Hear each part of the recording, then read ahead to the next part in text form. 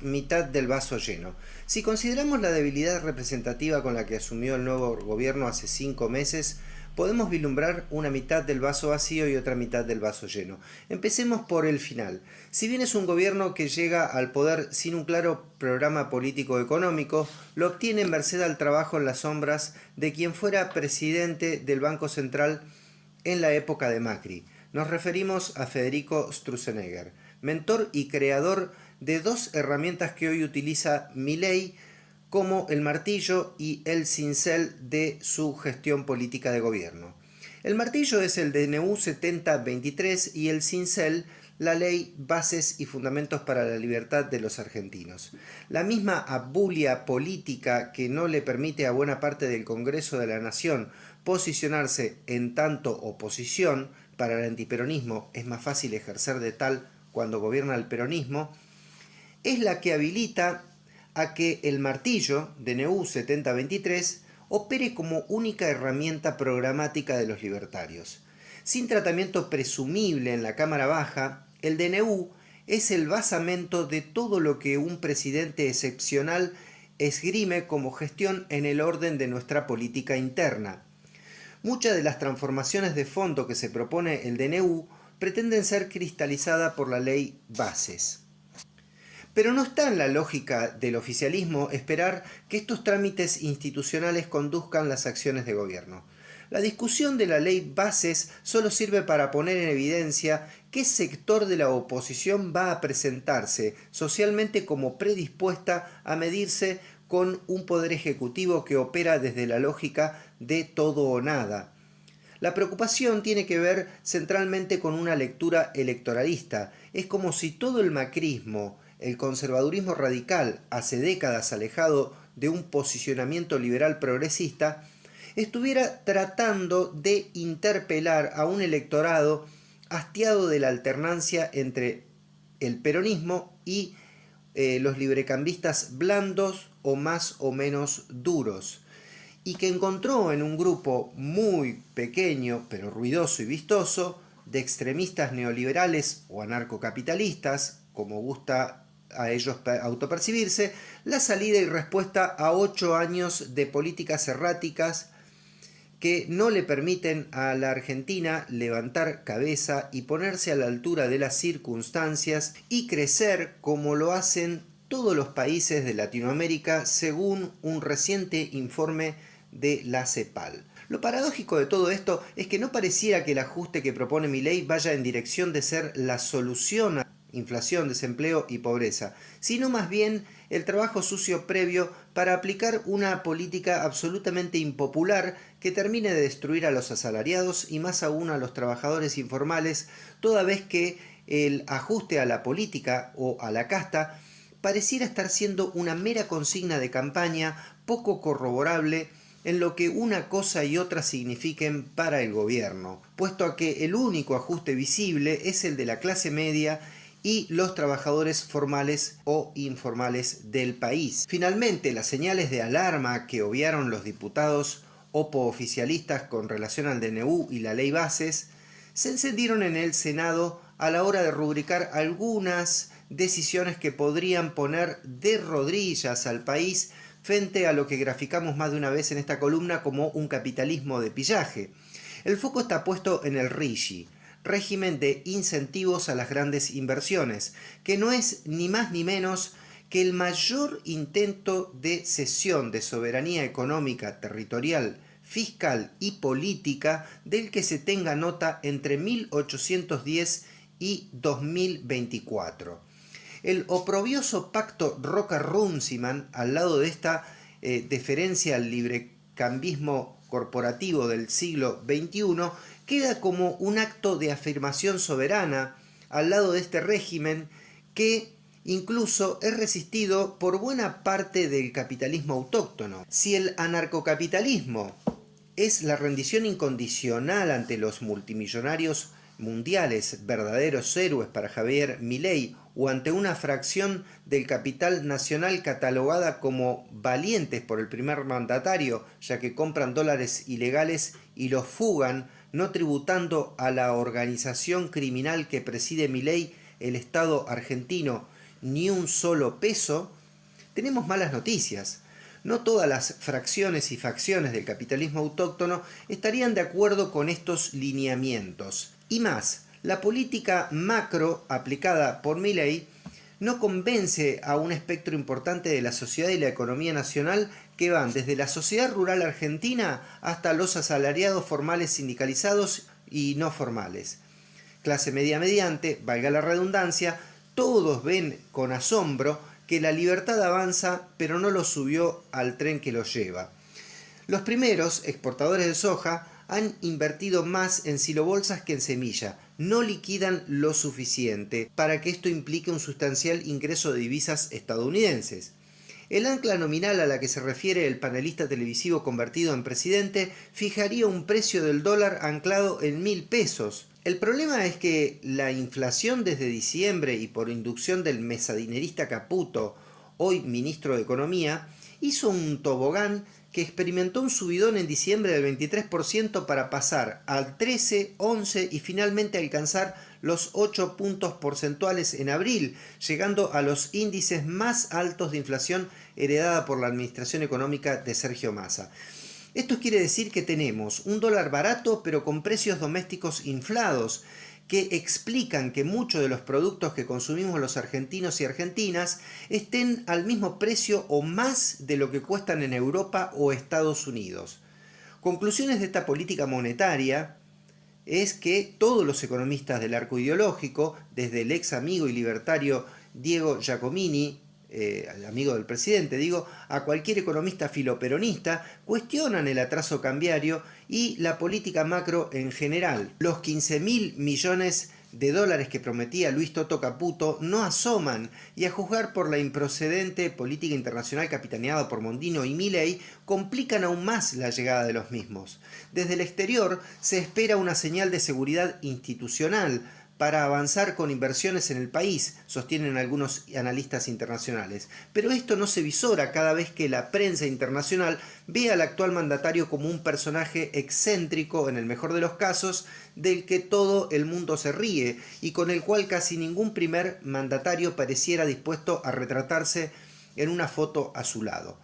Todos estos desaciertos del gobierno de los hermanos Milei, Caputo y Sturzenegger y Bullrich no estarían siendo capitalizados por una clase política más preocupada en las elecciones de medio término del año que viene que en poner un freno a un programa económico, decreto y ley bases que está llevando al país a una depresión económica inédita. Los radicales librecambistas, la coalición cívica, los peronistas dadores de gobernabilidad y alguna que otra parte de las fuerzas provinciales están más preocupados por no mostrarse como elementos distintos al núcleo libertario que conduce los destinos del país, por más insultos y ridiculizaciones que provengan del propio presidente y sus colaboradores más estrechos. Del otro lado, el Frente de Unión por la Patria, que reúne al kirchnerismo, peronismo no kirchnerista y masismo, carecen a primera vista de una propuesta que les deje bien parado en una elección intermedia, muy lejana en los tiempos políticos que corren,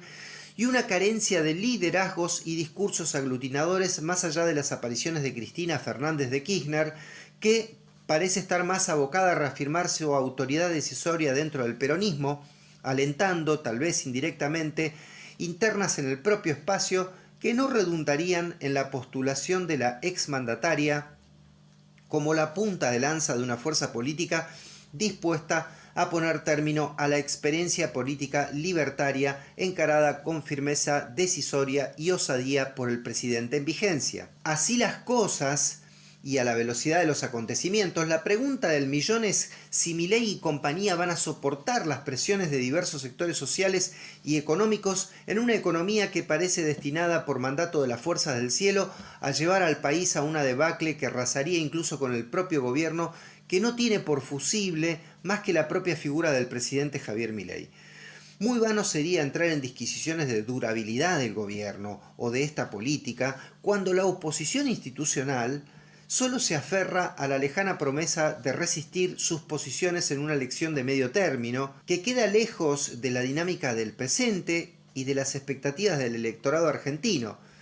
Habrá que ver si reflejos de movilización y protesta de la clase media y las cúpulas sindicales marcan una agenda más realista para la oposición que se cristalice en una nueva ola de políticas más progresivas y populares, pretendiendo torcer el rumbo de un programa económico que se reafirma constantemente en la medida que la economía del país pareciera avanzar a una debacle que no ofrece ningún elemento del cual tomarse para soñar siquiera con una lenta y lejana recuperación.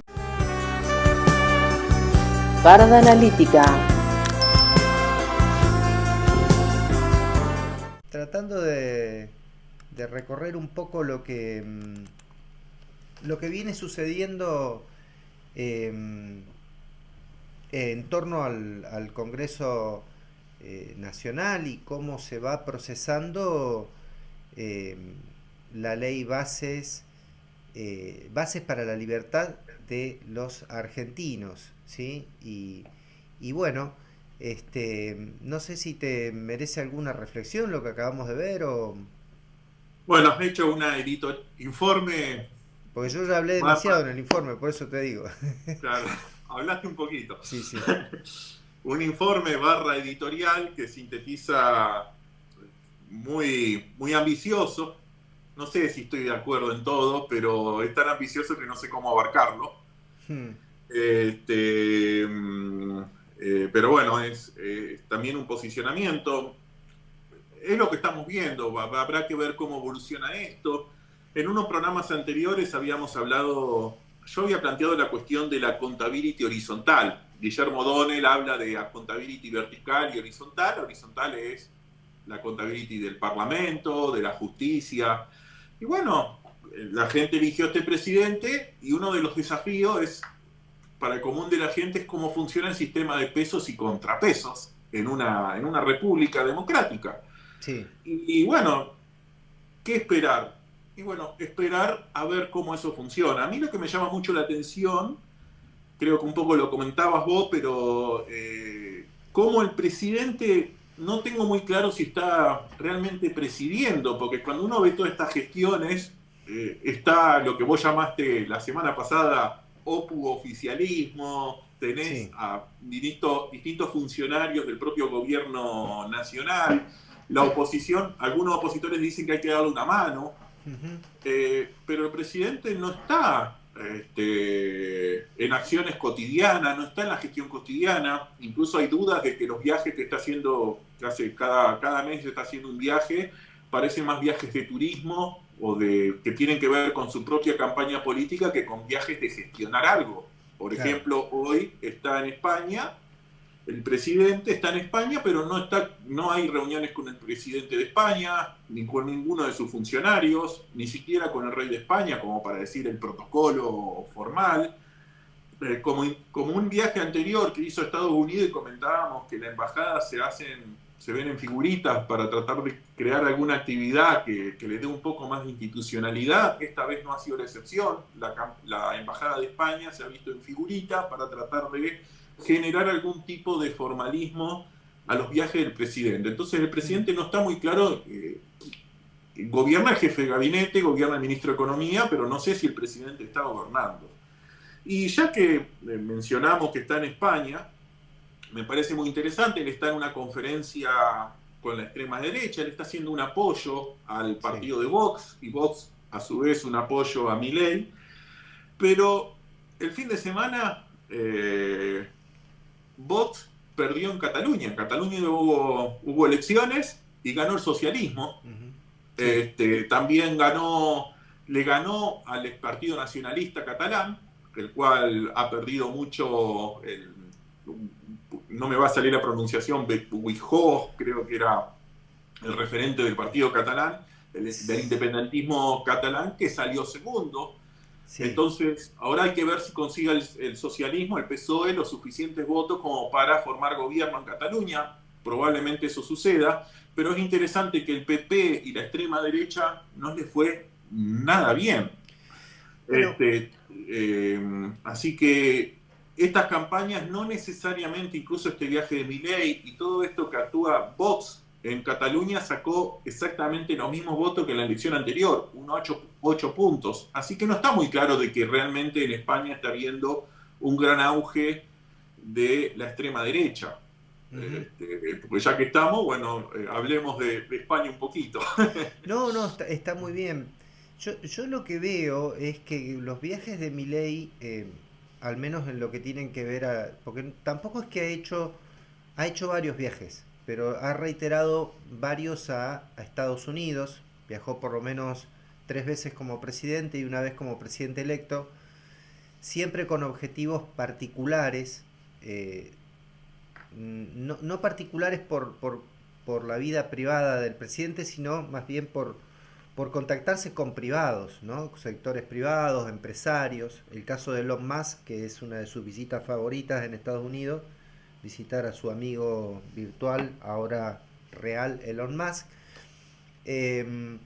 Lo mismo España. Me da la impresión de que el eje, o si se le puede encontrar un eje, es la difusión y la propagación del pensamiento libertario, ¿no? De una suerte de corriente de opinión libertaria a nivel internacional, que probablemente el presidente quiera apuntalar en España.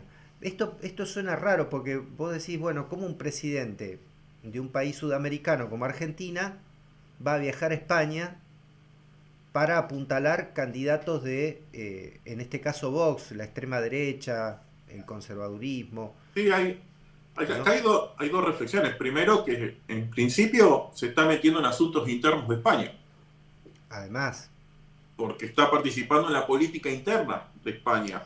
Pero como argentino, bueno, pero la preocupación... Igual Enrique, es una lógica esa de meterse en asuntos internos, porque por ejemplo, en el caso del Estado de Israel, el presidente decide que uno de sus proyectos u objetivos de máxima es trasladar la embajada argentina de Tel Aviv, que es la capital en el Estado de Israel, a Jerusalén, una ciudad en disputa, ¿sí?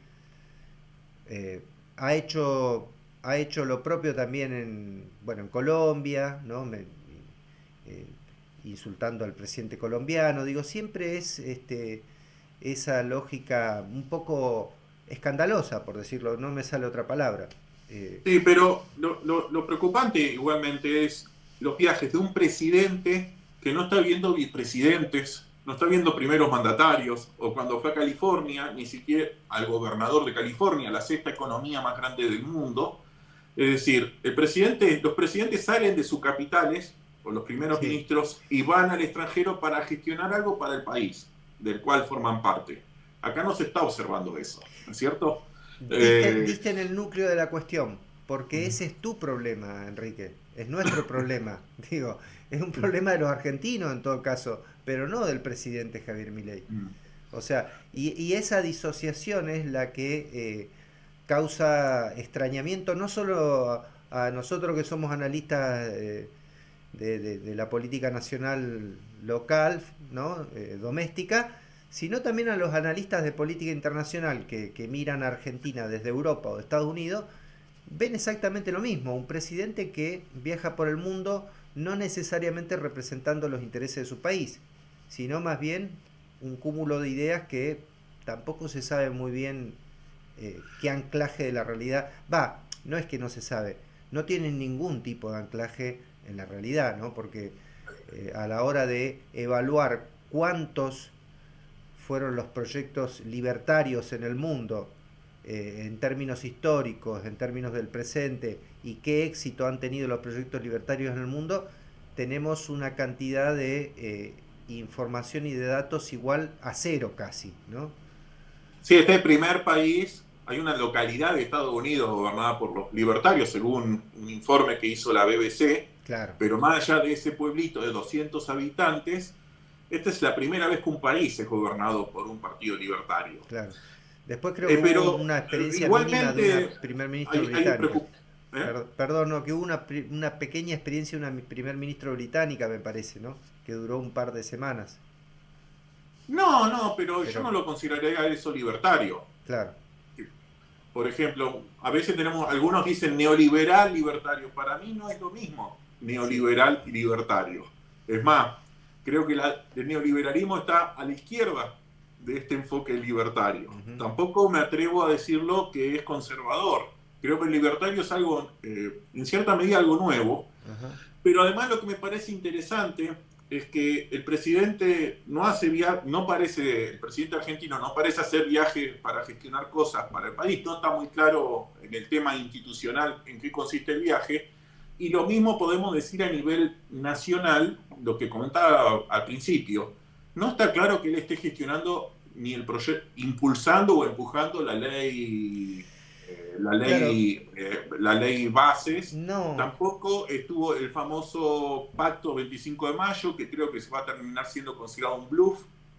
Anunciarlo para un bluff, es decir, hacer de cuenta que hay algo, eso para salir de un mal paso. Venía del mal paso de que había sido desaprobado el decreto en la Cámara de Senadores, entonces él en el inicio de sesiones anuncia el pacto de mayo y después no hizo gestiones con los gobernadores y cosas así para lograr que ese pacto de mayo se consolide. Hoy ya es oficial que el pacto de mayo no va a ser pacto de mayo, va a tener una fecha futura indefinida, quizás 9 de julio, quizás más adelante incluso. Es relativo, pero es muy difícil que se concreten iniciativas si el propio presidente que las anuncia no las está atrás empujando. No, y tiene que confiar en Pichetto, tiene que confiar en líderes que supuestamente son opositores, o los gobernadores, que sean ellos los que hagan el trabajo. Exactamente, salvo lo que yo mencionaba en el informe como el oficialismo, pues ya no sé de qué forma denominarla, se apuren, le metan pata y antes del 25 de mayo le aprueben todo lo que quiera el gobierno nacional. Que eso es a mí un poco lo que me preocupa del funcionamiento, lo vi muy claro en la Cámara de Diputados y empieza de vuelta a repetirse en la Cámara de Senadores y es llamativo, ¿no?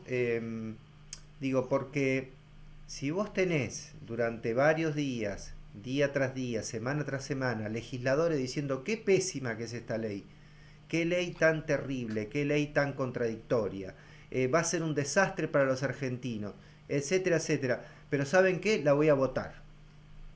¿Sí?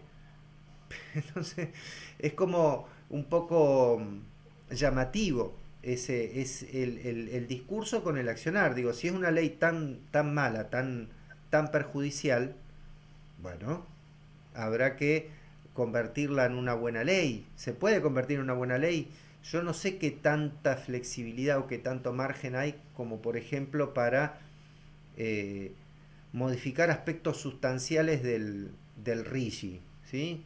Que el RIGI es todo un tema. El otro día lo escuchaba a Miguel Ángel Pichetto, que parece casi como el miembro informante de La Libertad Avanza en la Cámara de Diputados, decir algo muy cierto y ponderable, que él señalaba que cuando se hizo el acuerdo entre YPF y Chevron también habían cláusulas secretas que le daban ciertas ventajas, concesiones a la empresa estadounidense Chevron para empezar a desarrollar Vaca Muerta.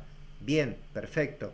Era una empresa en una circunstancia particular, en un contexto en el que había que activar y comenzar las obras y la actividad hidrocarburífera en Vaca Muerta, pero acá el RIGI es una apertura prácticamente irrestricta al ingreso de capitales, a la importación de bienes, a la exteriorización de activos de rentabilidad, etcétera, etcétera, etcétera, no en una actividad, en todas y cada una de las actividades de la economía argentina, ¿sí? Sí, lo de RIGI lo vimos la semana pasada. Yo tendría que repetirme lo que vimos la semana pasada. Creo que no es lo único que tiene esta ley. Hay una reforma laboral, hay modificaciones del Código Civil, hay todo un sistema de privatización de empresas y de concesión de empresas, hay modificación del régimen legal de los trabajadores del sector público. Claro. Abarcar, la verdad que es casi interminable. Estaba hablando con una persona más empapada en el tema y me decía algo así: ¿por qué no se trata más la cuestión del megadecreto en la Cámara de Diputados. Bueno, Claro. primero porque el oficialismo logró una contundente victoria, incuestionable, y además porque la ley ómnibus, que en la Cámara de Diputados tuvo muy buen resultado y ahora está negociándose en la Cámara de Senado, abarca los mismos temas. Claro. Incluso, aunque con menos artículos, termina siendo más amplia. Entonces, casi que cae en abstracto la discusión sobre el decreto. Parda Analítica.